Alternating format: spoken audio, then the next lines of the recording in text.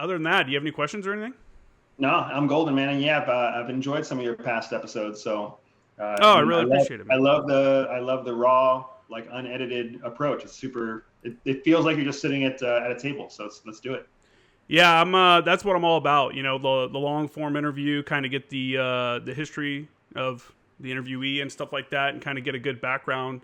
So I guess let's go ahead and start. And I saw you on Lex Friedman's podcast, and I thought it was super interesting. Anytime I can hear someone that worked within the CIA come out and talk about their experiences, I'm one of those people that eats it up. It's just something I find it's really intriguing. So hearing you talk about your experiences in the CIA was awesome.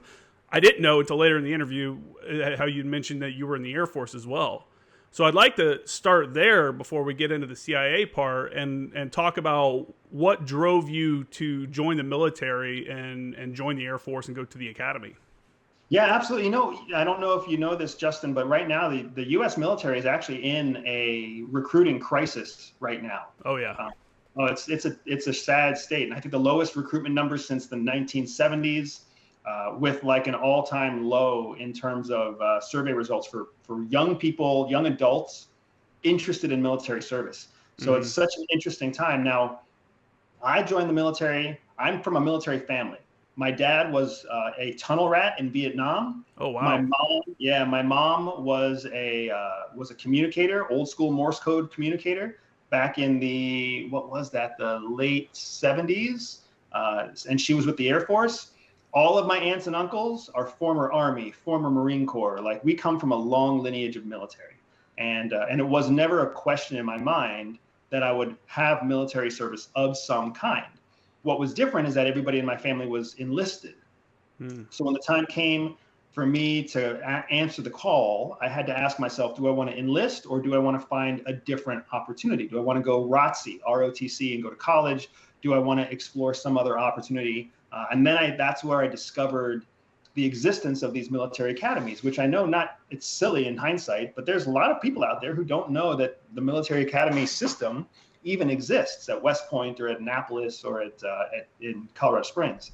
So answering the call was easy for me. I wanted to do it. It was something that my family had done before me.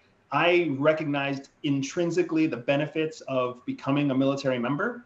The travel, the training, the fitness, the community, the camaraderie, even to this day, we're having this conversation, Justin, because we're vets. Like, this is not a conversation other people get to have. For sure. That's what drove me in that direction. But it was me asking myself personal, what do I want to make of my life? That's what drove me to choose the Air Force Academy and commission as an officer through that commissioning source. How difficult did you find it to be to like apply and get into the Air Force Academy? Because people that I've heard of the academies just because, one, my dad was in the Army as well, and I grew up in the South near the Citadel. Not near it, but I always heard about the Citadel, which isn't an official academy, but it's that whole vibe is kind of the same. So the actual academies can be looked at as difficult to get into. Is that what you found? Is that the experience that you found? Absolutely. Everything about the academy is difficult. I mean, everything about VMI, everything about the Citadel, those are also extremely difficult. The difference is that you have to pay your own tuition. So those private universities, the biggest barrier for a lot of folks is actually money, not necessarily the application process. But when you go to a military academy, West Point, Annapolis, Air Force Academy, Coast Guard Academy, now the public gives you a full ride scholarship to go to that university. So it's a very, very stringent application process. And what makes that application process difficult, from my experience, was less the hoops that you have to jump through. Yes, you have to meet certain physical standards. Yes, you have to meet community service standards, academic standards. You have all these standards you have to meet. But there's so much bureaucracy involved because it's government, right? So now you have to hope that somebody is doing their job the right way when they look at your resume, when they look at your application. You have to answer. I mean, you get questions back that are just ridiculous questions because people misplaced. You have to submit writing samples, but they don't always keep track of your writing samples. So then you have to actually catch the notice when somebody sends it to you that says your writing samples are past due. And you know that they're not. You know that you sent them in, but you don't really, and you can't call somebody. It's ridiculous. I will also say that part of that bureaucratic nightmare is the whole idea of needing a congressional nomination. Mm-hmm. So one of the hardest things to come by for a military academy is you have to be sponsored or you have to be nominated by a senator, a congressperson, or the vice president to get into the academy. That is a very hard thing to come by. And frankly speaking, most people get that nomination through some combination of luck or family connections. For me, I got it through luck. I happened to be a busboy at a golf club where one of our local Pennsylvania congresspeople frequented. And he didn't frequent the golf club. He frequented the restaurant at the golf club where I was a busboy. So the owners always made sure that if he came in, that they would talk me up, they would introduce me, and then I'd have a chance to meet this congressperson. So when my file finally hit his desk, along with 300 other Pennsylvania students, that name resonated, right? He knew that someone was going to be asking him questions. So it's an unfortunate truth, but there is an element of luck or connections that has to get you in there. Yeah, I mean, I guess that's just an introduction into understanding how networks can benefit you. You know, like you can't just assume things are going to fall into your lap. You have to make these connections with people and stuff like that to make it happen. That was going to be my question, because I always wondered how hard that actually was, or if it was just kind of a pencil whip kind of thing, like, oh yeah, of course I'll sign off on it. Of course I'll sign off on it. You know, man, 300 other people, that's what you were competing for from your state for that signature? In just my district. Yeah, in just my district. Yeah, because they can nominate a certain number of people per their district. And Pennsylvania is not even one of the larger states. Imagine Texas or California, Virginia, Florida. Like, you've got a really rich, and some districts are more deeply entrenched in military community than others. Just like you were saying for where you grew up close to the Citadel.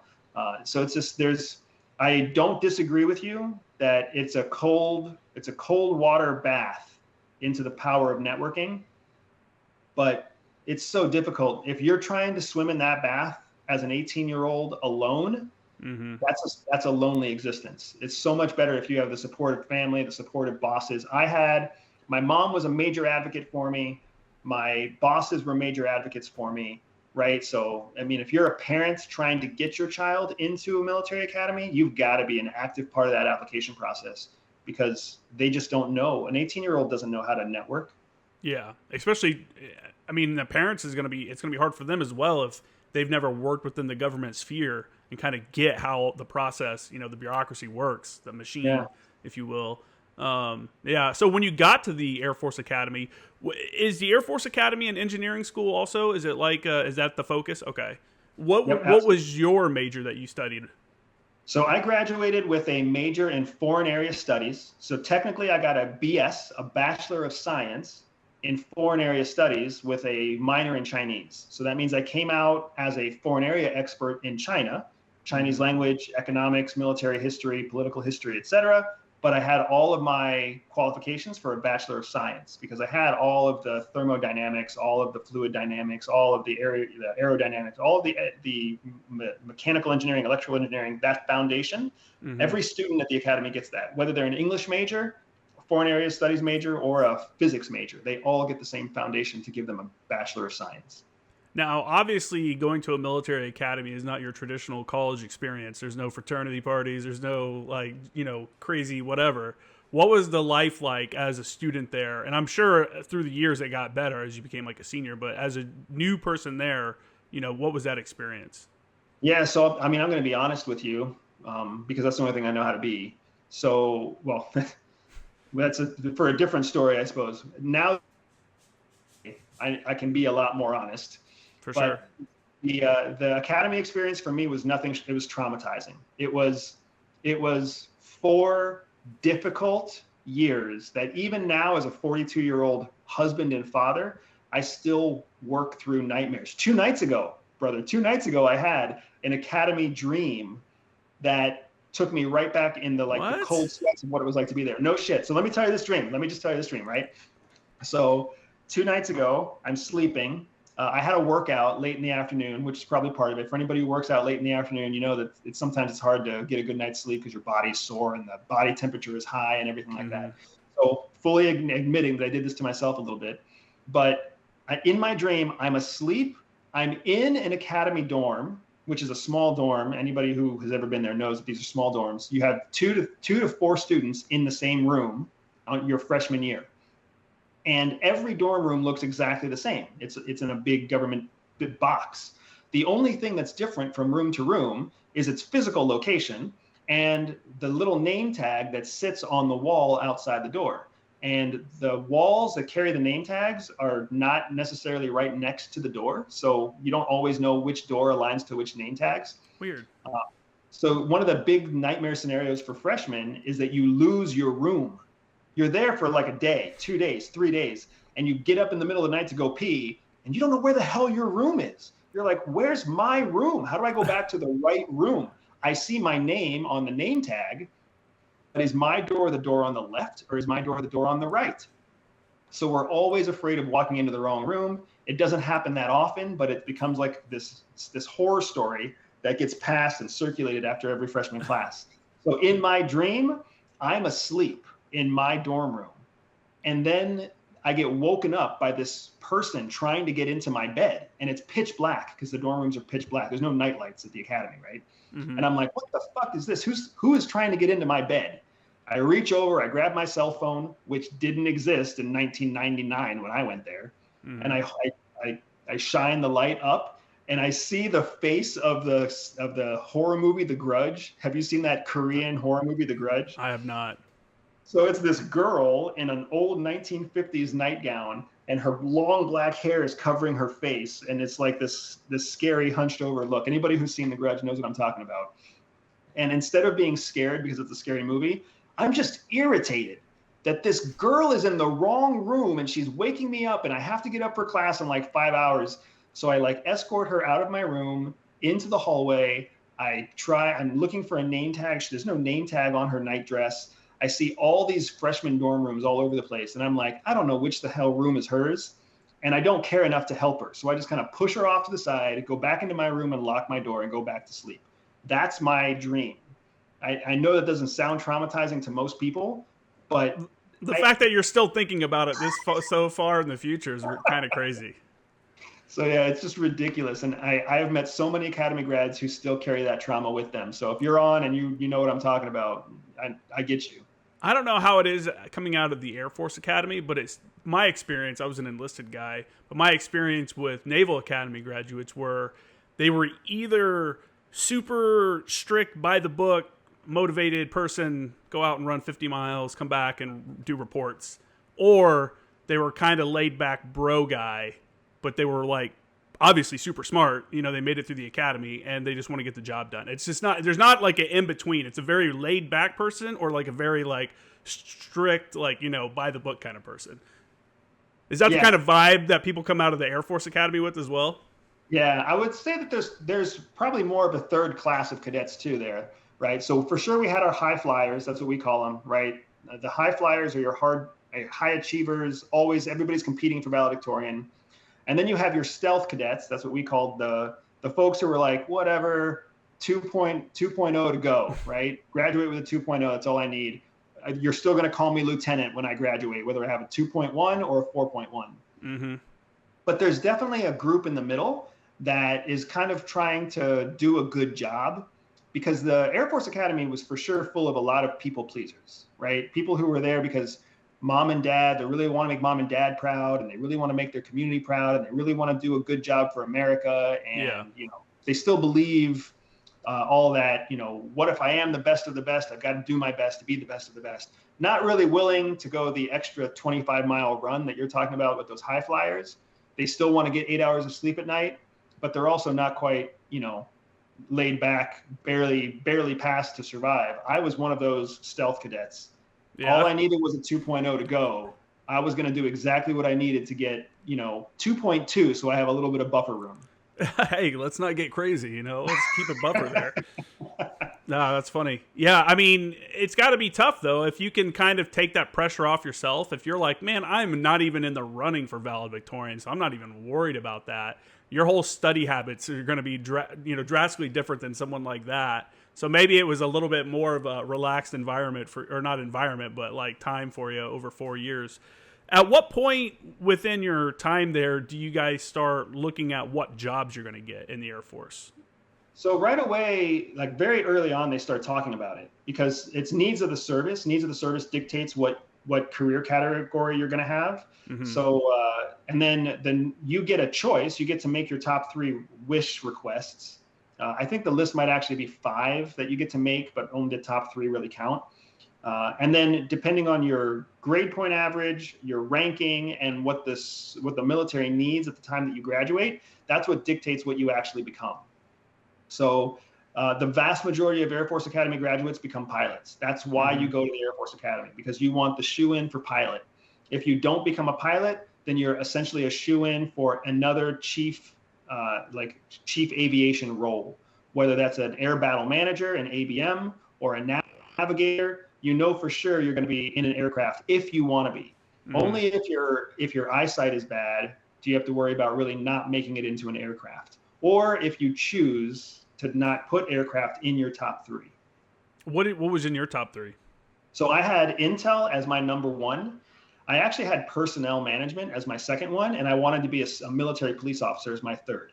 I did not request anything with an aircraft at all.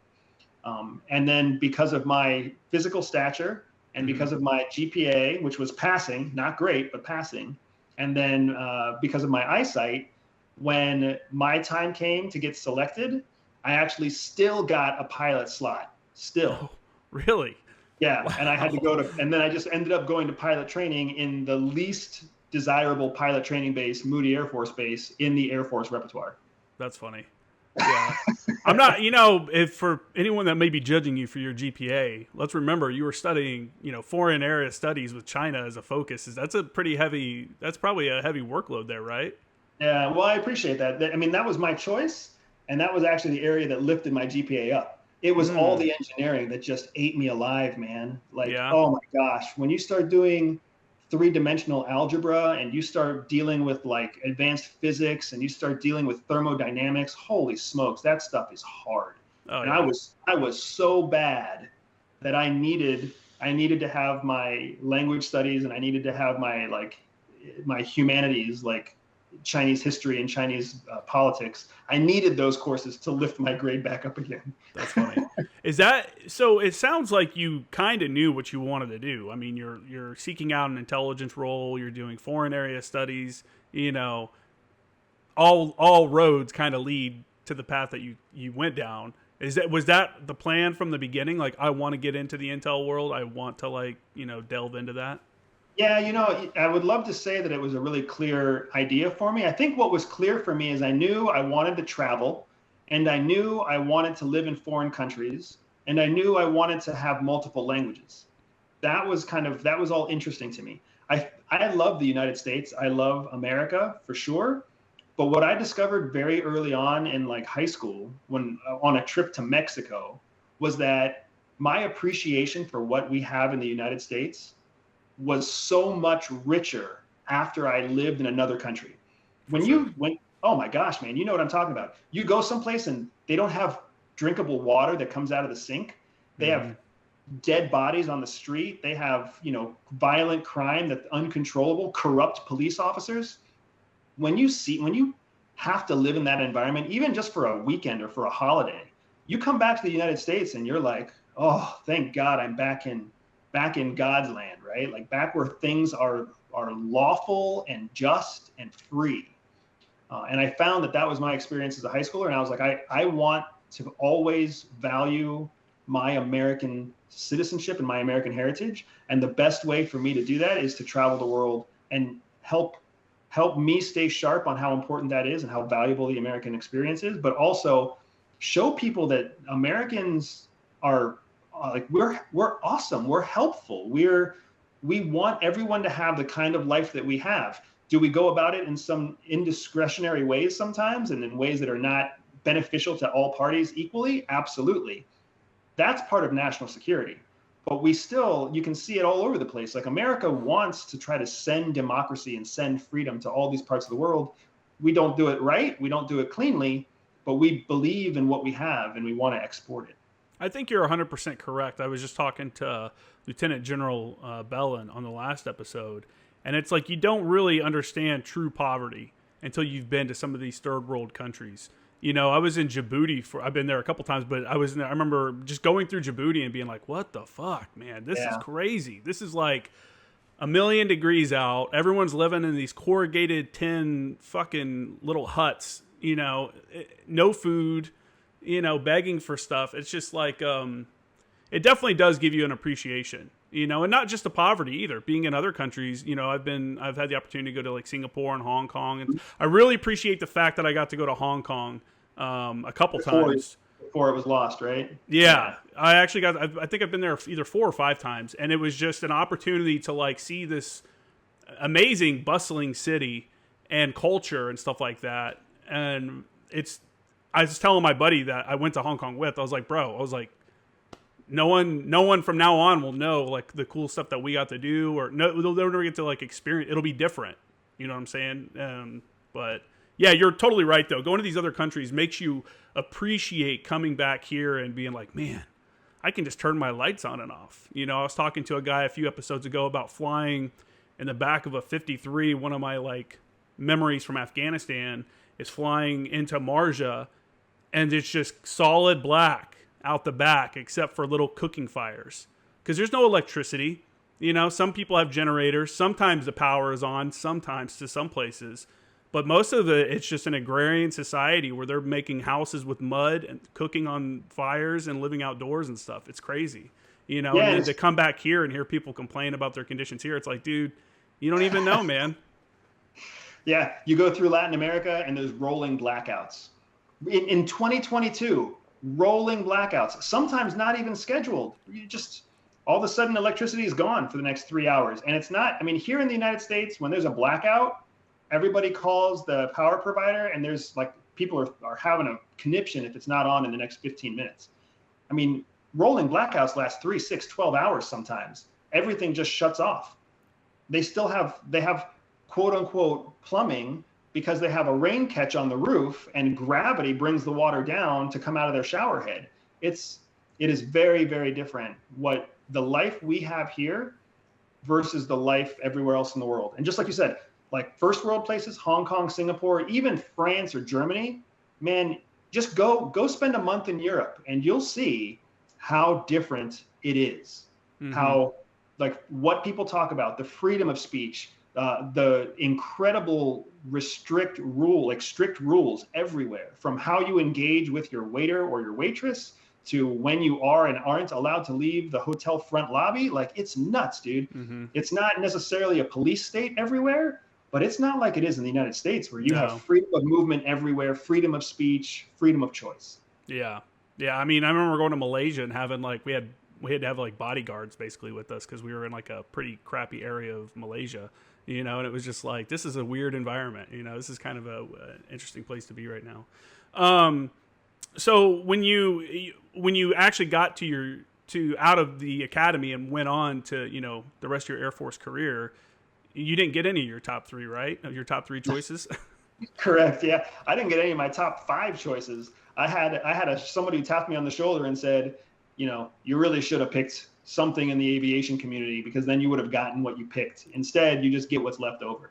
So I go on to Moody Air Force Base, and I'm like the worst. I am the most disgruntled pilot training student you've ever met. I'm too afraid to do I'm too afraid to be a bad pilot because you don't want to. What people don't realize is that when you go into pilot training, you don't get kicked out. You get recycled. So you're like permanently in this recycling of like going back and doing it again, going back and doing it again, going back and doing it again. Unless you self-select out, which is like ruining your career, you can't just flunk out of pilot training. You just keep getting washed back again. So I was too afraid to be washed back.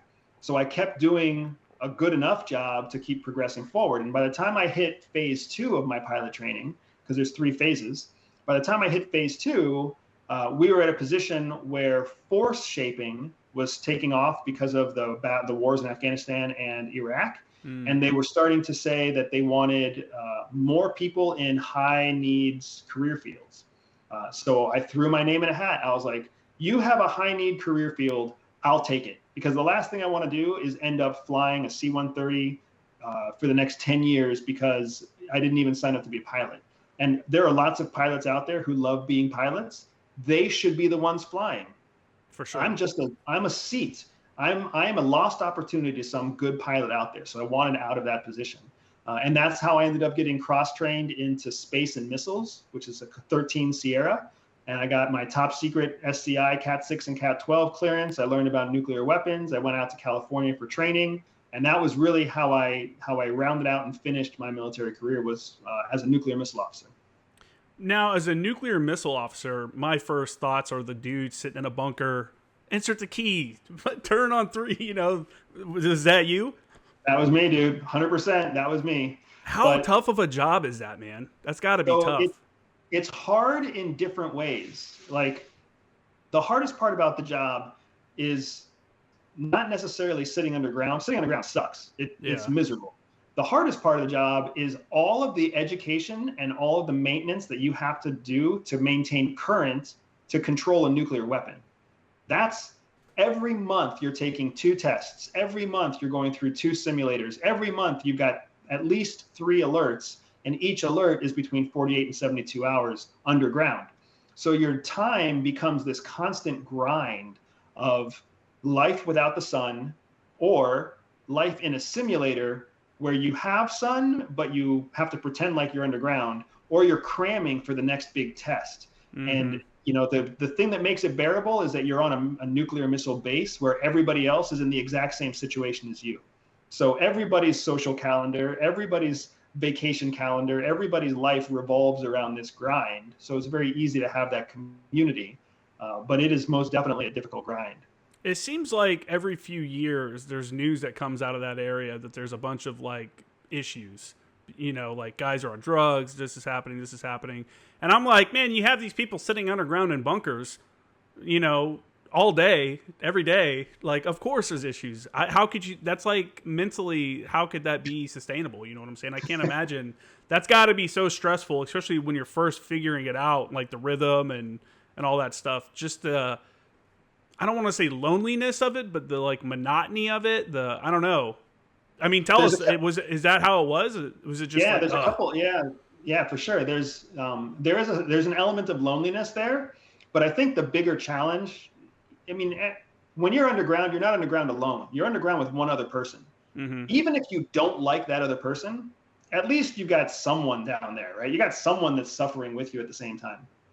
The bigger challenge is that you spend so much time working hard that when you're 23 years old, 27 years old, and you're unmarried and you got no kids and you're making, an officer's paycheck, a lieutenant's paycheck at the time, whatever that is, $35,000, $37,000 a year. When you only get 5 days off a month, it's really hard to fight the urge not to party hard. Mm-hmm. And you're partying hard in these really remote, really barren, desolate places. You're in North Dakota, you're in Wyoming, you're in the flat, uninteresting part of Montana, right? When you're in nuclear service, you're not in Chicago where you can go to a cool nightclub. And when you party hard, like you end up being around a crowd of people that's not a good crowd. They're all partying hard, and all of a sudden bad decisions are made because they seem like good ideas.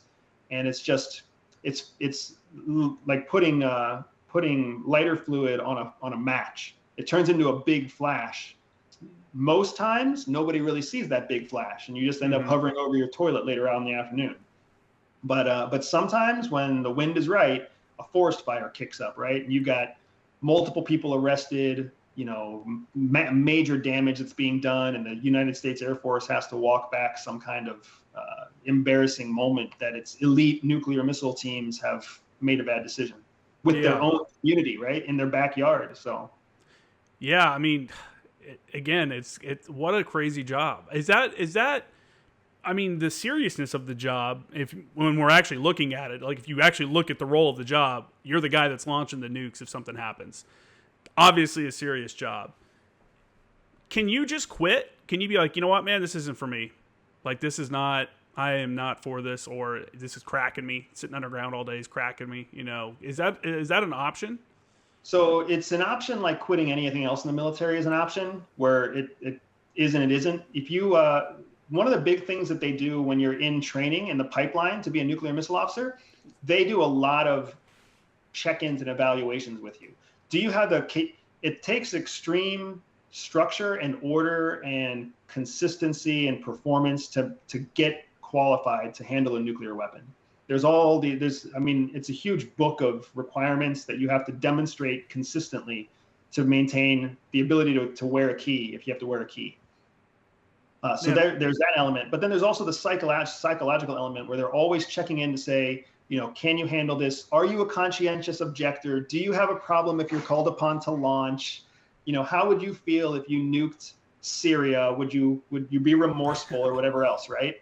So you go through all these questions, and there's the military is always really good at finding a way to desensitize you just enough by turning you into a professional soldier, because that's what a professional soldier is. Mm-hmm. Professional soldiers are soldiers who are desensitized to the act of violence they have to commit in the best interest of protecting the American people.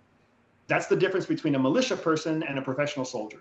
Militias don't go through that systematic training. So if they ever actually have to shoot somebody, they're like traumatized by the act of shooting someone. Mm-hmm. Military soldiers, they have to go through quite a bit of active conflict before they really have to worry about significant trauma because of the way they're sensitized. So they sensitize us to a lot of that. So by the time we get underground, we've been in simulators for 6 or 12 hours at a time. So by the time we get underground, it's almost more of a reward. We've achieved the thing that we've been training for so long.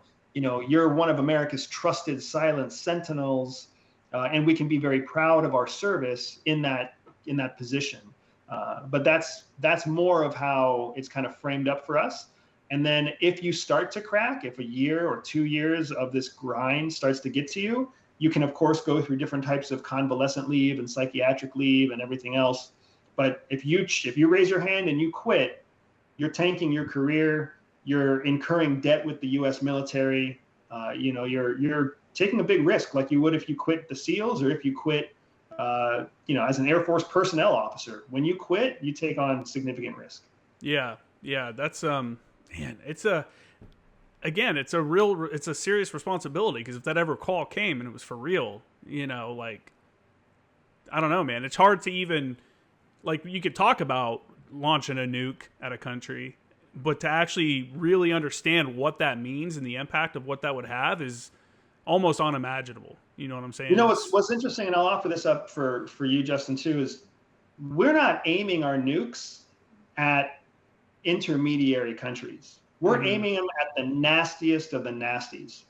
So if you needed to launch, if the president called upon you and gave you a valid launch code, you would have zero issues turning that key. By the time you get to that position, you would have zero issues turning that key. You know exactly where your warheads are pointed. You know exactly where they're going.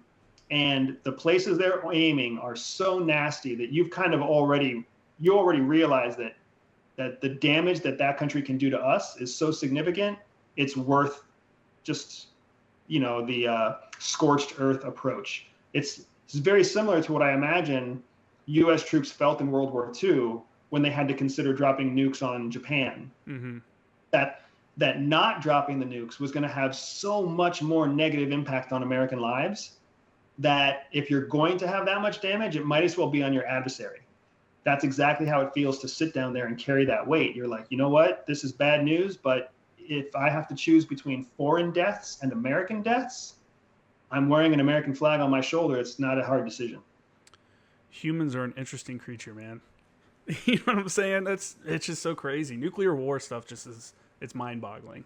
When you were in this position, is that when you started considering applying to the CIA, or was that afterwards? What was your catalyst to wanting to transition out of the military, and did you go straight into the intelligence community?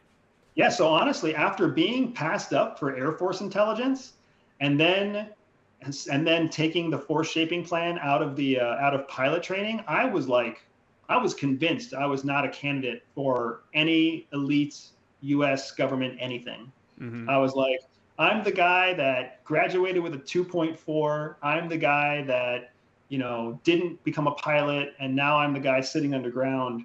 I haven't used my Chinese in 4 years. There's no way I qualify for anything. So I didn't even try to go to CIA. I was trying to go into the Peace Corps. So whenever the completely different sides of the spectrum. So I was like, you know what? I hate shining my shoes. I hate short hair. I hate shaving every day. And all I really want to do is like do the opposite of holding a missile key. I kind of like to go help Nigerian children learn how to read and write. And I would love to go, create micro businesses in the sub-Saharan Africa region. So that's what I was signing up for. And it was during that application process, which was all online at the time, 2006. It was all online. And halfway through that Peace Corps application, I came across like a red screen, like your blue screen of death. And the red screen said, you may qualify for other positions in the U.S. government based off of your application so far. You may qualify for other positions. And would you be willing to put this application on hold for 72 hours while you're considered for another position? Wow. So I made the same face that you just made, Justin. And I was like, hey, like opportunity can come from anywhere. So what 26-year-old boy doesn't say, sure, if there's something better, pause. So yeah, let's see what's on this. And that was how my whole CIA journey started from there. I got a phone call from an unlisted number. That was listed, that was only identifiable to the 703 area code. And then that was my first interaction with a CIA recruiter. Not that I knew that I was talking to CIA at the time. I just thought I was talking to a scammer, but then real plane tickets arrived and real hotel reservations arrived. And then I was in the middle of a real interview process with CIA. That's crazy, man. Yeah, I mean, a lot of people may not realize you can just go to CIA.gov and apply.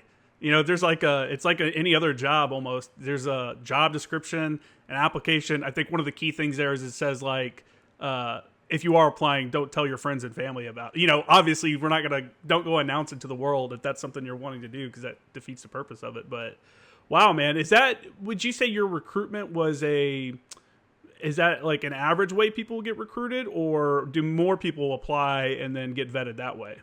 Yeah, so when you look at the makeup of the CIA, and CIA is very cagey about its total number of employees, right? Mm-hmm. But essentially, it's in the range of 10,000 employees at CIA. 10,000 employees in the range. 2,000 of those employees are undercover. The other 8,000 employees are overt, not undercover. Their tax history says CIA.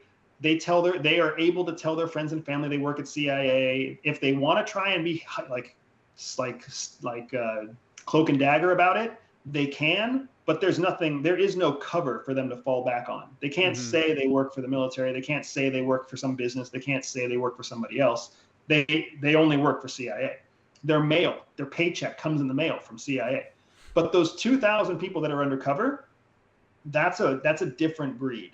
They do not, on any official documentation, work for CIA. IRS doesn't know who they work for. Their bank doesn't know who they work for. CIA provides all the collateral documentation so that you can live your cover.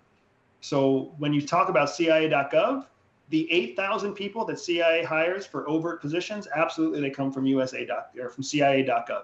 Your analysts, your tech types, your disguise people, your logisticians, your IT folks, your programmers, right? They don't live and work undercover. Those 2,000 that do live and work undercover, they come in a variety of different ways. There are groups of them that can come through CIA.gov, but they have to have their background interactions with the website expunged, so it's not available for cyber tracking. The majority of them actually come from college recruiters who meet people at a college or get recommended by some CIA recruiter who's planted in the staff at a college. Texas A&M is a big recruiting college. William and Mary is a big recruiting college. UCLA is a big recruiting college. So there's various recruiters that live in colleges. There's also recruiters that are regional that will work directly with referral points in intelligence programs and in national security programs at places like George Washington or Penn State or Ohio State, University of Florida. So there's like a whole network there that's looking for young people out of college. And then there's a similar network that's looking for veterans. And then there's the folks like me who get picked up because we're trying to apply to some other government program. Maybe it's Department of State, maybe it's Homeland Security, maybe it's FBI, but we trigger something in some back end algorithm that fits this particular opportunity. So then they reach out to us because, I mean, I've been with the Air Force since I was 17 years old. My entire life history is known to the U.S. government, so they knew exactly who they were talking to when they called me. Yeah. Yeah. Is it easier for, I mean, I imagine it's easier for veterans to get into it, right? As long as they didn't have a bad history in the military? Yeah, correct. So the normal application, the normal onboarding process, interviewing, onboarding, and everything takes about 9 months, 9 to 18 months. My process took 6 months because I already had the clearances. I already had the SF-86 completed. All of my blood records, all of my medical history, everything was right there. So all they really needed to do with me was just put me through the psych evals and the intelligence tests, and et cetera, to see if I was able to carry my own in the job. That's true. You did come out, you said you had a TSSCI, which obviously a majority of people aren't leaving the military with that high of a clearance. So that obviously puts you in a different kind of category there. What would you say to someone that's considering that as an option after they leave the service, or just in general? How should they approach it? How should they approach the whole application process, or even trying to get recruited or something like that? What sets them up to be a better candidate for the organization? Yeah, absolutely. So if you are active duty and you're looking to get into CIA specifically, then I would talk to your intelligence, your J3 outfit at your base, because it's almost guaranteed they have a CIA contact. They may not be able to say who it is, but they will for sure have a contact there. So you can talk to anybody in that J3 unit and say, hey, I'm up for leaving and I want to cross train into military, or I want to cross train into CIA. Can you put me in contact with your CIA counterpart? That's an easy way to do it. If you don't have a J3, or if you don't know where the J3 sits, talk to whoever the commander is of your unit and tell your commander, frankly, I'm trying to go into CIA. It's what I want to do. I want to have that application process. Because everybody in the military is going to be just one step away from a CIA point of contact for every military unit.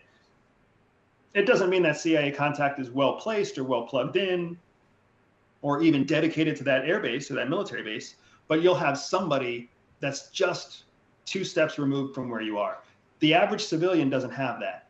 So try to make that contact and at least have a sit-down conversation with that person about the realities of that lifestyle, the realities of that workforce, and they will be able to help vet you as to whether or not you are a reasonable candidate to be undercover or to be overt, to be an analyst or to be a technician or whatever else it might be. It's very helpful. For sure, you're not going to get into CIA's clandestine service, their DO, as it's called right now, unless you have a college degree. So if you're on the fence about a college degree, but you want to go professional intel, you got to get a college degree.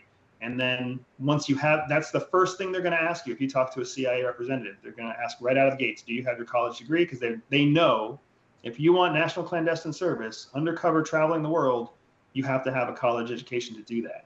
Just silly government bureaucracy, right? But that's just the way they see it. So those are the 2 things I would absolutely recommend.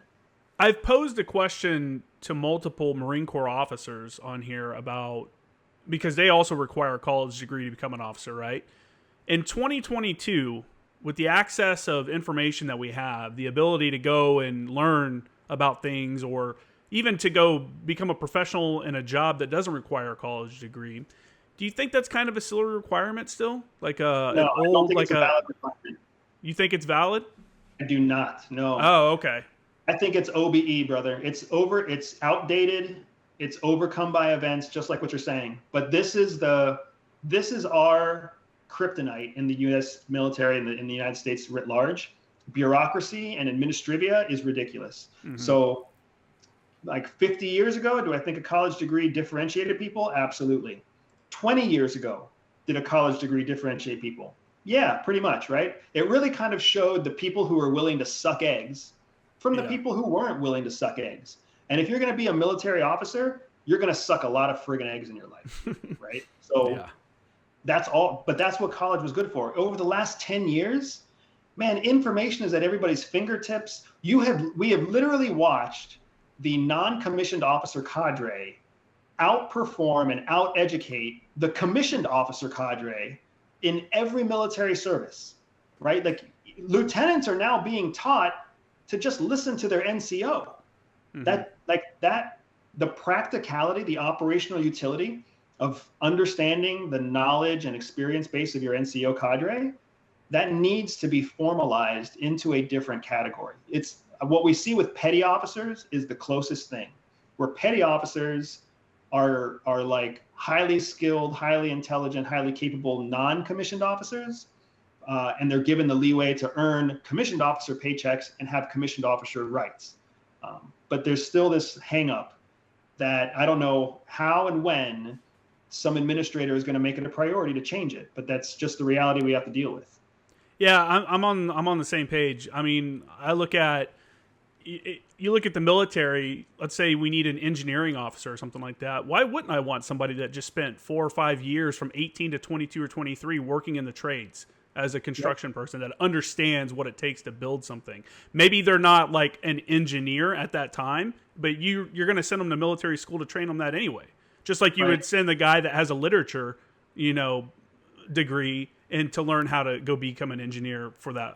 So to me, it's like we're taking out a whole pool of people when you look at only like 25 or maybe less, just a little bit less, 25% of the country goes to college. So 75% of the people out there are automatically blocked off as not being capable. But what kind of knowledge and stuff are we leaving behind, or are we not putting on the table because of that?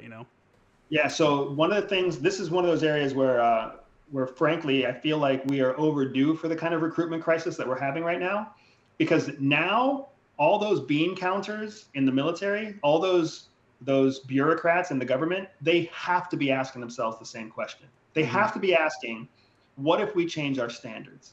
What if we had like what you were saying, if there's a huge population that doesn't even qualify to be considered for the officer corps. If you were to change the qualifications, but not change the eligibility, you still have to show that you're knowledgeable in something. You still have to demonstrate your mental proficiency. You still have to show that you can handle something cognitively. If you can show it, then we don't care about whether or not you have the diploma behind your name. You clearly have the capacity to be a leader, to be an officer, to have a successful career. How much would that change our current recruitment crisis? They have to be asking themselves this question now, and thank God we're having a crisis now, or else they would never ask themselves that question. Yeah, it's tough. I mean, I was talking to a guy the other day, it was on the podcast, and he was an instructor at Quantico for the new lieutenants and stuff, and he's like, we're getting a lot of book smart people, but not a lot of street smart people, and that's really driving kind of policy and stuff, and it really messes things up, because those of us that have street smarts obviously realize the plan doesn't always work out the way that the smart people that put it together hoped it would. Yeah. Well, when you're recruiting specifically from college graduates, the specific egg that they have been taught to suck is a book.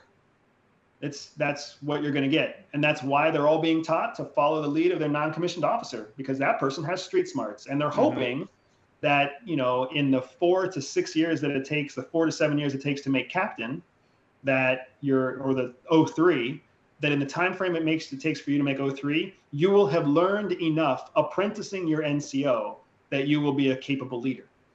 Well, I mean, come on, man. That seems like a poor economic decision in terms of how to bring a resource up to speed for a military task. Can't we save money and save time if we simply open the gates to anyone who demonstrates the capacity against a certain standard? Or direct commissioning, is another thing too. Hey, guy's been in for 6 years. He's been stellar the whole time. He's great at his job. Why wouldn't we want to put him in charge? Yep. Why wouldn't we want to do that?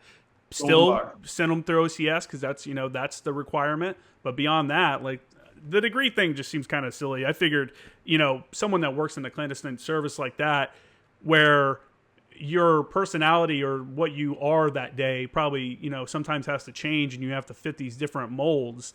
But if you've never worked a blue collar job or you've never been in that world, it's got to be tough to go operate as one of those people, out in the actual world. Yeah, and I owe a lot to to my experience with the clandestine world, and I owe a lot to my experience with CIA training and preparing me for work in the clandestine service, because it really does completely change your point of view on things. You go from thinking that the world works a certain way because that's what the rules say, to learning that the world works a completely different way because that's how human beings work. Like you were saying, human beings are so interesting.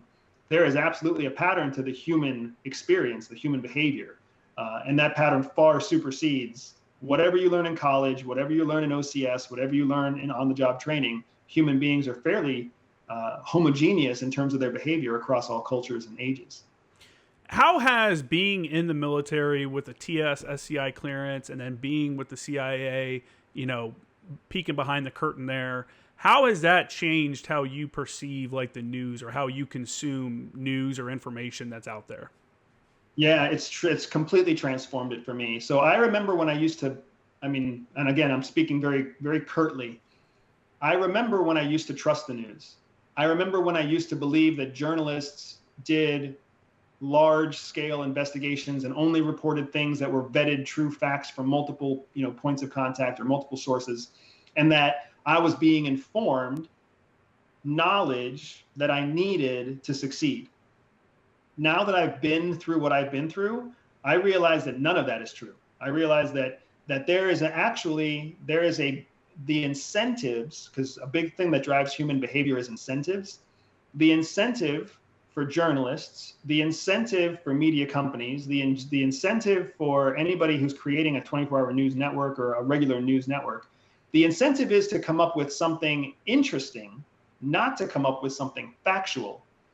Because the more interesting things you come up with, the more that your news source is tapped on, clicked on, purchased from, subscribed to, etc. So there really isn't any incentive for the news organization to create something truthful. It's in their best interest to create something interesting. And then all of the journalists and all of the providers of information that flow up to that, the incentive to them is just to create something quickly that gets published. If it takes too much time to research, if it's bad news story, if it's not an interesting story, then it's never going to get published. And if it doesn't get published, you don't get paid. So now I have seen much more realistically that what we consume in terms of media and news is only about 33% at the true story. At best, I would give it 60%. But much more often, what we're reading is only about a third fact-based, not because it's intentionally wrong, but because it's incorrect or incomplete. Not that it's just a lie. It's just half the equation, a third of the equation. Part of that is obviously naturally because journalists don't have the clearance to get some of the information that they're seeking out. So they're looking at a story from an angle that may be incorrect from the get-go. But some of it is obviously, political driven, personal bias driven, and stuff like that. So, it's a tough like kind of sphere to negotiate right now for people that may not be aware of the amount of misinformation that comes out from what we consider to be, our established media sources that are supposed, 40 years ago, our parents would have been like, these are, they're telling us these are the gatekeepers that are telling us the truth and stuff. But now with all the independent media and stuff that's out there, it's easy to look at some of these large organizations and how they twist stories and stuff and be like, what is going on here? This propaganda. And I think a lot of propaganda was really highlighted during this whole thing with Russia and Ukraine on the outset, from all sides, not only just the Russian, they're going to pacify the country and remove all the Nazis, stuff, but even on here in the US where Snake Island, the heroes of Snake Island, this, like these different things. There was one where, look at this Russian tank that ran over this old guy's vehicle. And the reality was a Ukrainian tank, BMP, I think, actually, that lost control and hit a vehicle. But they were like, immediately, that was a Russian tank. It was on all the networks because, like you said, outlets feel like they want to be first and not necessarily right. And as long as it's on the right side, like, hey, this is a pro-Ukrainian story, then if we got it wrong, oh well. I mean, that's an issue, right? You know, when we can't even we feel like we can't get trusted information from our news sources. Yeah, it's a massive issue, but you know, the explanation behind why is strangely anticlimactic, right? So what we're seeing is that is a lesson a little bit. It's a lesson in sales, but it's a bigger lesson in human bias. So what ends up happening is all human beings create what's known as cognitive biases, these preferences that we have for how to consume the information around us. And the human brain, as awesome as the brain is actually very lazy. It wants to conserve resources so that it can direct resources in other areas. One of the ways that it protects its resources is by creating these biases, shortcuts from point A to point B, so that you can reach a conclusion faster instead of having to process through all the data. So what ends up happening is human beings, let's just take your average conservative person. Your average conservative person has created a number of biases in their head. Their brain wants to connect these biases and strengthen these biases because it saves the brain resources. So now they can dedicate those resources to raising children or running a business or whatever else they might have to do. Mm-hmm. So what ends up happening is the person ends up leaning further and further to the right, becoming more and more conservative, not because it's what they truly believe, but because it's what their brain is reinforcing. To maintain that customer, the news media outlet has to continue feeding them a right-leaning series of news stories that becomes increasingly more dramatic, because that's how they feed that customer to retain them on their channel. If they don't, then that customer is eventually going to migrate to some other channel or find some other news source. So it becomes this terrible cycle where the customer is becoming ingrained in their own thought process, which is biological. And then the news source feeds them the thing that they're looking for. And then the person gets reinforced by the news source that's feeding them the thing that they're looking for. And the cycle just continues until you have this extreme divide between left and right, like we have right now. And that's the anticlimactic explanation for why we see this garbage all the time and why it truly is getting worse, not just something that we all suspect is getting worse. I'm glad. It seems like, though, that people are becoming more aware of this, and they're like, you know what? I think people are, 2022 finally, but I think people are realizing, like, hey, I can look up almost anything from my phone. So if I see something from somebody and that's like, that doesn't seem right, I can fact check it, a lot of things almost instantly. So I think a lot of people are starting to call that stuff out, and I don't know, information operations is kind of a weird thing, right? Because what we're seeing, and I say that because what we're seeing with the news media in the U.S. is not unsimilar to what happens in other countries and stuff like that to get whatever the goal is, complete. That's what that is. I want to shift gears, I guess, just a little bit from information operations kind of stuff and talk about the actual like field craft and what kind of situations would you find yourself in on like a mission? Are you full up like the Americans? Do we have people like embedded into a country and living there full cover? There's got to be different levels of like cover stories and different levels of like how I look from day to day. Can you kind of give us a little peek behind the curtain of what those different things are, how that works? Yeah, absolutely. So the term that you're looking for is tradecraft or field tradecraft. Yeah. But those are the tools, the skills that we bring as covert intelligence officers. That's the skill set that we bring to the operation. Tradecraft. It's the craft, the trade, and the tools of our trade. Mm-hmm. So, and you are correct that there are multiple different levels. So there's a lot of this can get into the classified realm. So I'm going to keep it sanitized so we don't get classified. But in essence, there's 3 levels, and the 3 levels are very, very tidy, very clean, very organized, because they apply to the 3 levels of cover identity. But then there's also a sister 3 levels of disguise. So I'll start with kind of cover first, because that was one of the areas that you went into. So the first most basic form of cover is essentially just what we call a throwaway or a disposable cover. It's really like if you were to just walk into a bar and say that your name was Gus, essentially that's the first level of being undercover. Nobody can really vet you as right or wrong. If they ask you for your driver's license, you don't have to give it to them. They're going to accept your $5 when you buy the beer and you give them $5, and they're going to just call you Gus all night long, right? And if any friends that you make are going to be friends of Gus, and anybody that you talk to is going to know that guy they met named Gus. So that is like the easiest, most flexible version of undercover operations. You can do that anywhere, anytime, in any country. And even though you are technically lying, and it could be considered espionage if you're collecting secrets about the government or a corporation or the economy, essentially it's very difficult to prove that you did that because there's no documented evidence. Unless somebody has a recording device to prove that you introduced yourself as Gus, you could just disagree with every eyewitness. Oh yeah, he introduced himself as Gus. No, I introduced myself as Justin. You just made a mistake, right? The second level of cover is something that's called backstopped. Backstopped means that the U.S. government has taken the steps to make sure that there's proof, at least an initial layer of proof, that supports who you say you are. So now you're Gus with a business card. You're Gus with a driver's license that says Gus.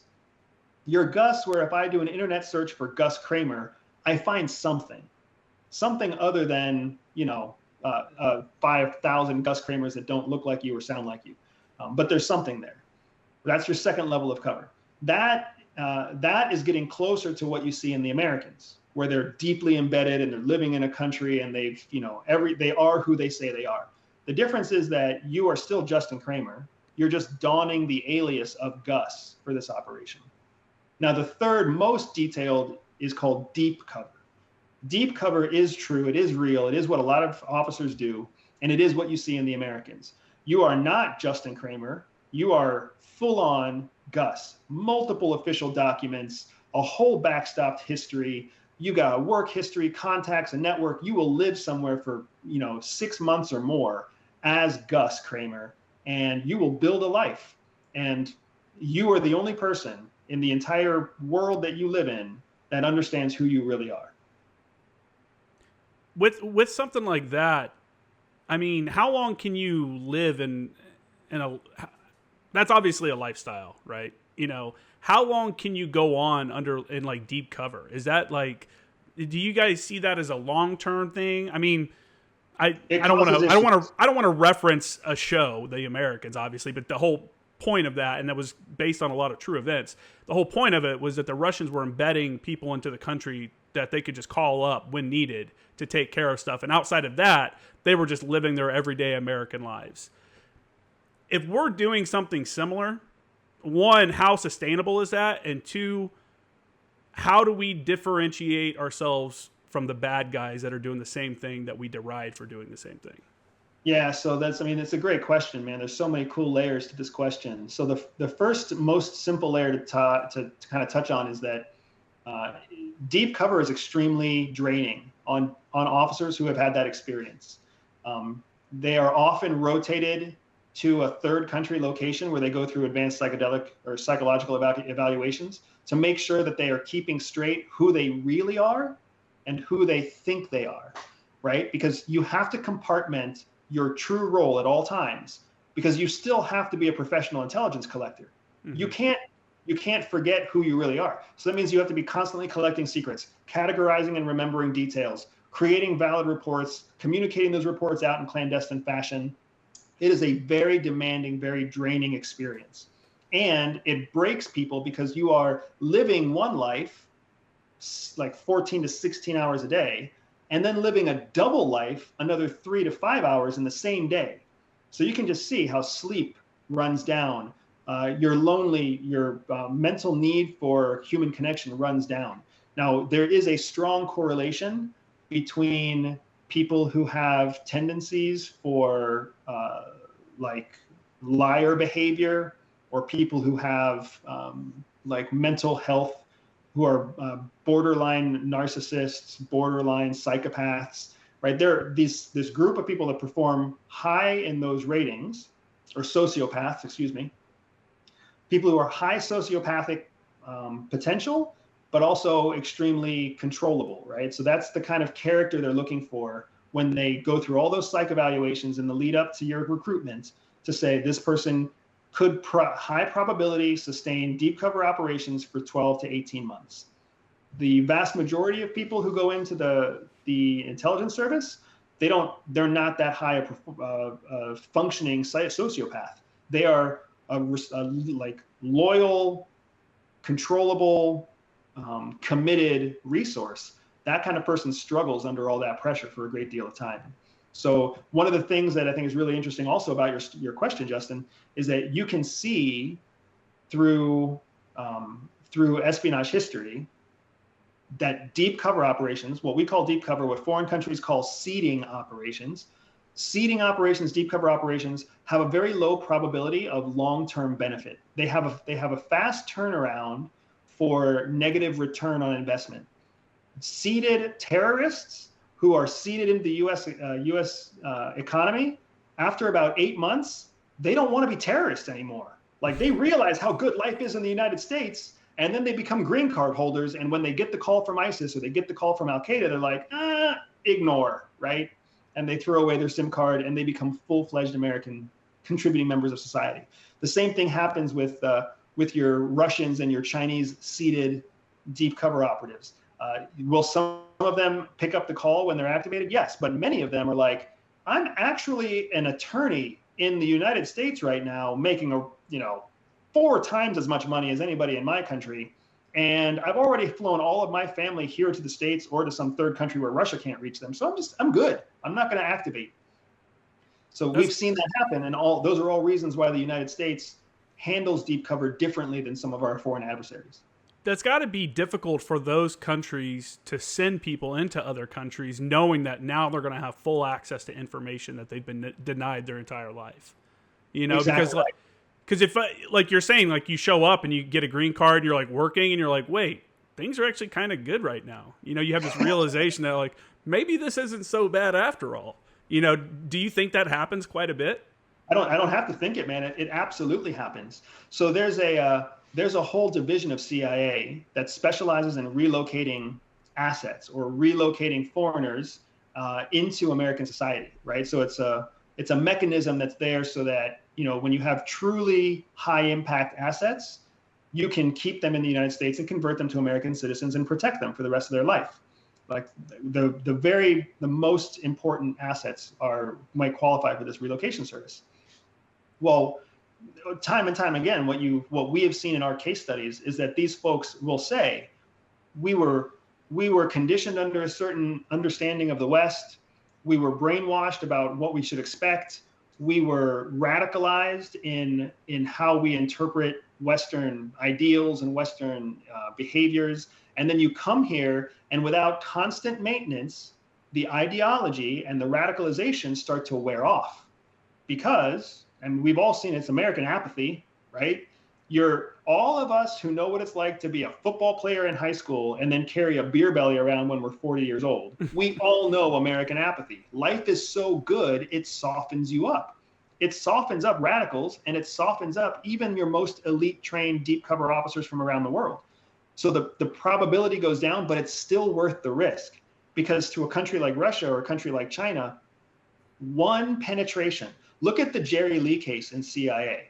Jerry Lee was an informant to the MSS from within CIA. That one case is worth 15 cases that go flop. So, even though the probabilities are against you, it's still worth investing if you're one of those foreign countries, because they have unlimited funds. They have total control over their budget. In the United States, you have to have a 2-year budget approved. You have to have a 5-year budget approved by Congress. How are you going to have a deep cover operation that lasts longer than 2 years without it being exposed to congressional bureaucrats? Yeah, no, that makes sense. So I guess my next question is then, what differentiates us from the bad guys when we're looking at spy, doing spy stuff, doing, some of the actions that we may ourselves be doing we would call other countries, terrorists for doing. Right. So what makes our cause so much better? Yeah. So there's kind of two hard doses of medicine that we have to take with a question like this, right? The first hard dose of medicine is that the practices, the tradecraft and the practices that we use aren't that different from what our adversaries use. Mm-hmm. If you get captured by a Russian and you get put in a Russian prison, you're going to get tortured.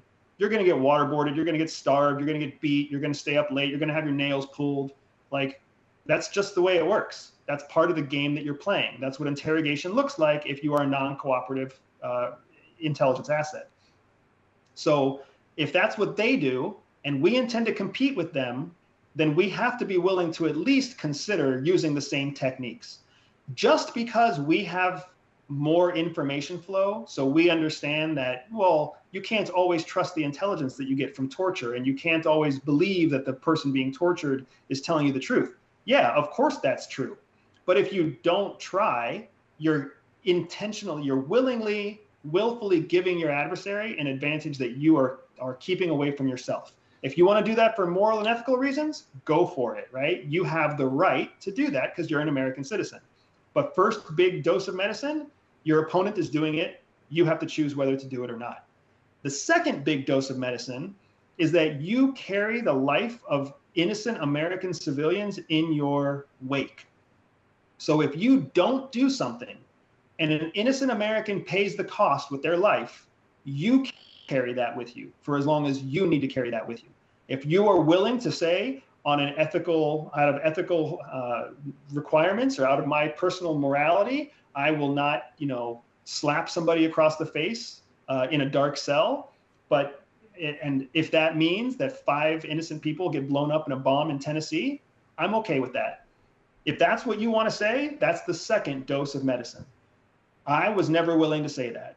If there was anything I could do to protect an American life, and even if it skirted the grounds of my moral or ethical boundaries, that's the job. So I'm going to do it because I can't look the families of those people in the eye and say, well, I wasn't really sure if it was a good idea or a bad idea to keep the guy awake all night long.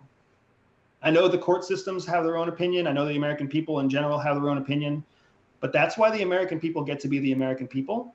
And the rest of us wear the mantle of serving the American people. Yeah, it's a tough spot, right? It's like it's not a clean business for sure. And I think that's something that lessons were learned in the Cold War for your organization and organizations around the world that participate in that in those activities. And I imagine a lot of those lessons learned continue today. And you're right. You're giving your adversary an advantage if you're not willing to try something. I also understand the people that may be uneasy with some of the stuff that we talk about or the stuff that happens because it's not something they've ever been exposed to, or maybe because we have it so good in America, a lot of people have this fairyland idea of the world and that there's just everyone's out to be a good person and blah, blah, blah. And a lot of people are. There's really a lot of bad people out there. I thought in 2022, there's no way a major country would attack and try to, take over the land of another country. And then Russia invaded Ukraine. I'm like, wait, I thought we're past that. Like we invaded Afghanistan, but we weren't trying to take Afghanistan. We were just trying to get the terrorists out of there. And then, like, hey guys, let's build this back a little better. Russia's straight up trying to take a country, which is not something we've ever seen before. So I think that that kind of reality, that cold truth, like you're talking about, smacks some people in the face real quick when it comes down to that. I will say one way that we're very different than our adversaries is that America does a really good job of appreciating the sanctity of innocent lives, right? Most countries that I've dealt with in the world, they don't really see innocent lives as anything different than any other life, right? Whether you're culpable of a crime or whether you're innocent of a crime, you're still just kind of a disposable resource for the state. But in the United States, we really try to protect innocent lives. So when somebody is truly guiltless, we try to make sure that they're protected as being guiltless, where that same protection doesn't really extend, even in some of our closest allies, right? Like if you're talking about France or if you're talking about India, there's some other system that dictates your level of entitlement before your own innocence or your own guilt. Now that you've left the intelligence community, or you've left the CIA, you're doing your own thing now. Do you miss having the access to information? Is it difficult not knowing the full story when you get some information? So it's interesting. I would say that I don't miss it. Now, I'm married. My wife is also former CIA. She was undercover just like me. We met and married undercover. We had our first child undercover. She misses it a great deal. She misses being informed. She misses knowing the full picture. For me, I've built a life. I've built a business. I've built a family that's outside of the intelligence business, outside of the national security intelligence world. Mm-hmm. So I don't really miss it. I know how interesting it is. I know how important it is. And I trust the people still doing it are doing it to the best of their ability.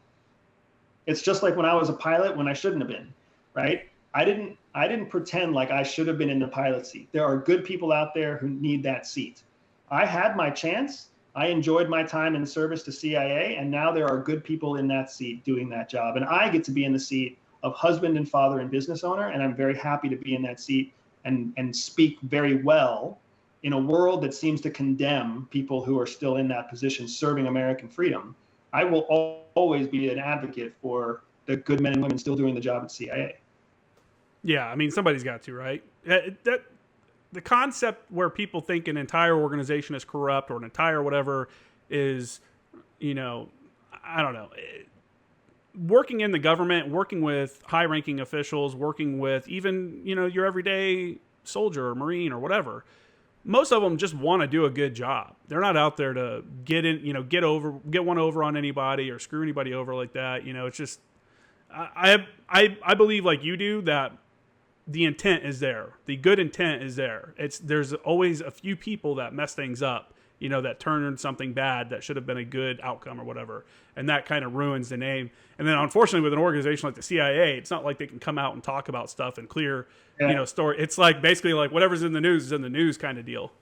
Is that right? Exactly. Yeah, that's exactly right. They don't really get a chance to defend themselves, because if you defend yourself, whether you like it or not, you're validating the accusation in the first place.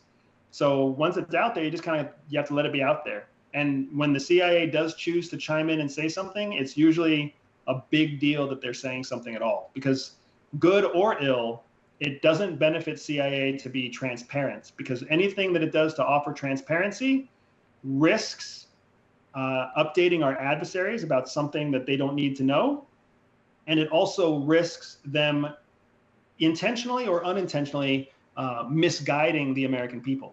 So it's better to just say nothing and never run the risk of saying something that gets misinterpreted or something that gets considered or proves to be misinformation. It's better to just stay silent than be wrong intentionally or unintentionally. Now, with that, what are the thoughts of your former coworkers and stuff for someone like you that's coming out and openly discussing? Obviously you're not going into like secret details or anything like that. But is there pushback from the community of just even talking about it at all, of even bringing up CIA in conversation? Or do you feel like it's supported within the community? Like, hey, there's some stuff that people need to know, the citizens need to know. Yeah, I feel like, and again, I have not, my brothers and sisters who are undercover, the ones that I served closest with who are still serving, we had to have a hard break when I left, because any connection that I carried with me into the civilian world is a connection that could be reverse engineered and carried out. An adversary could use it to target the men and women still serving. So everything that I'm saying right now comes with full disclosure that I don't know for a fact what they think on the inside. Culturally, when I left in 2014, it was a cultural faux pas to leave CIA at all. Unless you retired, if you left early, then you were seen negatively. If you left early and then you started talking about CIA, it was even worse. And the worst possible thing you could do is leave early and write a book about CIA. Then you were like the scum of the universe from inside CIA. You sold out, you ratted out your country, you were no longer loyal to the organization, whatever else it might be. I am hopeful that some of that culture has changed over time. What I know now is that there's a huge contingent of former CIA officers that have left since 2015. a big group. I mean, CIA has suffered significant attrition since the Trump years, partially related to Trump, partially not related to Trump at all, just related to opportunities in the civilian world. But there's been massive attrition. And the brothers and sisters that are on the outside now, when they engage with me, it's very positive. They like me sending out a positive message. They're supportive of me talking about it.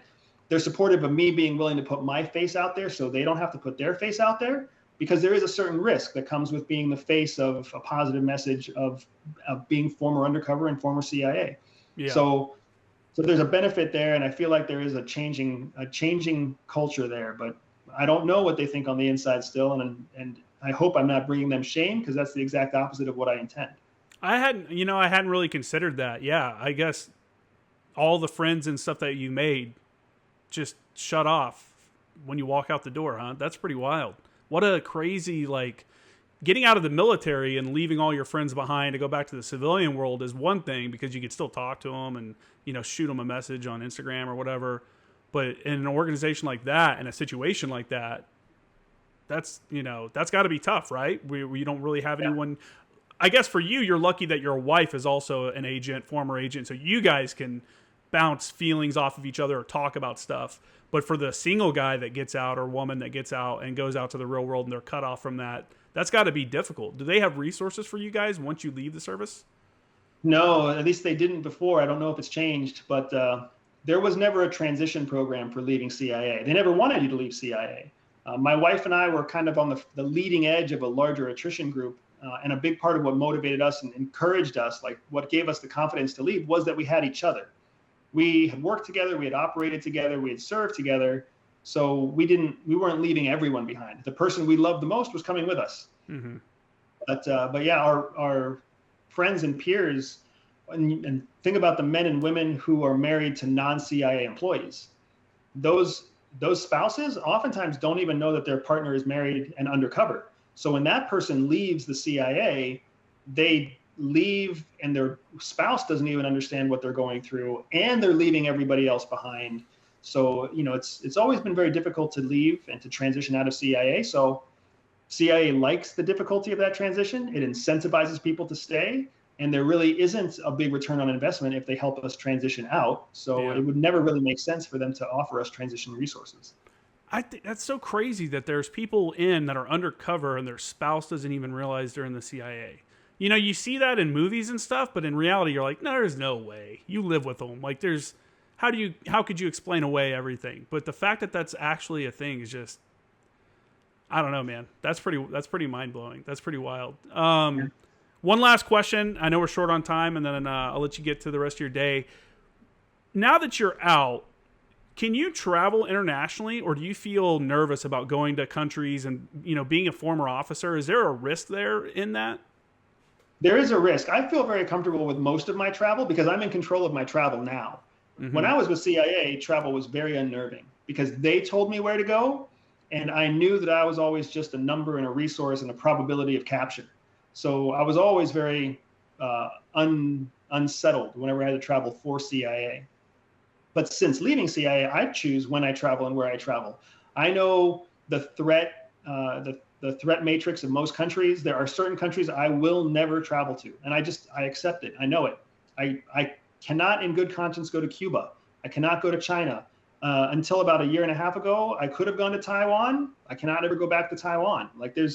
I can't go to Belarus. I will not go to Ukraine. There's these countries that the risk is so great, the probability is so great of them getting their hands on a former intelligence officer that it doesn't make sense to go. But then there's lots, the world's a gigantic place, and there's lots of places where they don't care at all that I'm former CIA. I'm not even important to them, and I'm out of reach for one of those adversarial countries, and I'm in control of my own travel profile. So I can make it very difficult for people to anticipate or predict where I'm going, except for the airline that I choose to book with.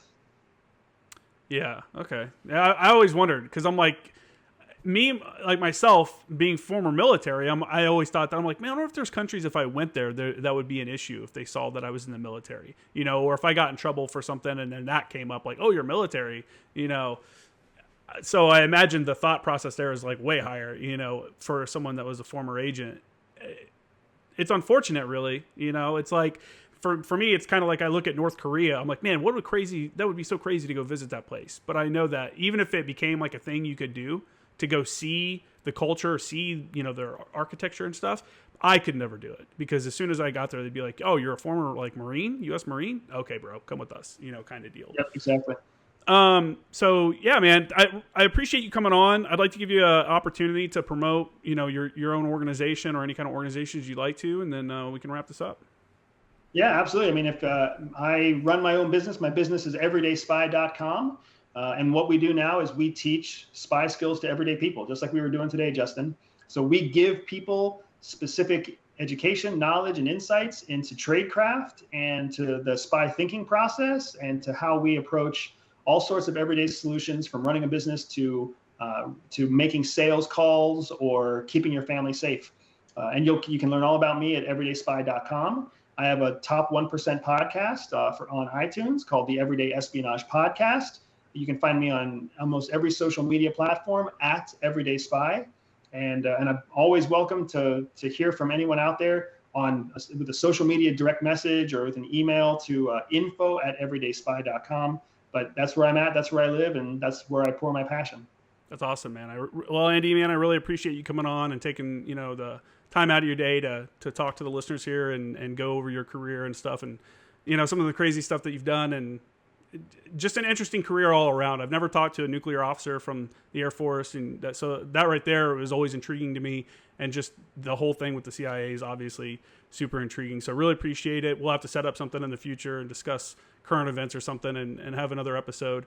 For everybody out there, you can check out my stuff. It's at Former Action Guys, at Former Action News, both on Instagram. Hit up the new Patreon page. Look up Former Action Guys on Patreon. Support the show. And that's it. All right. Thank you, Justin. Thank you, man.